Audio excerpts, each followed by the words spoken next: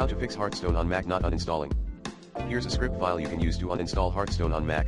#bin/bash #stop the Hearthstone application osascript quit app Hearthstone #remove the Hearthstone application and its associated file sudo rmrf/application/hearthstone.app rmrf/library/application /support/blizzard/rmrf/library/caches/net.battle.net/ rmrf/library/preferences/net.battle.net.plist rmrf/library/save /state/net.battle.net.savedState/ echo Hearthstone has been uninstalled from your Mac. To use this script, simply copy and paste it into a text editor and save it with a .sh file extension, e.g. uninstall_hearthstone.sh. Then open terminal on your Mac and navigate to the directory where the script file is saved.